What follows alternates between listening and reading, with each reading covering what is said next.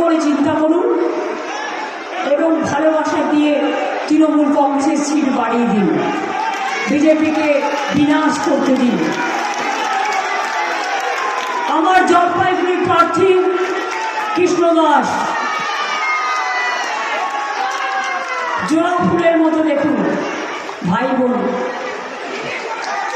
বোন থাকলেই তো রাখি বন্ধন হয়, ভাই বোন থাকলেই তো ভাই দুষ হয়, ভাই বোন থাকলেই তো ভাইয়ের ভালোবাসা, বোনের ভালোবাসা পরিবার সম্পূর্ণ হয়।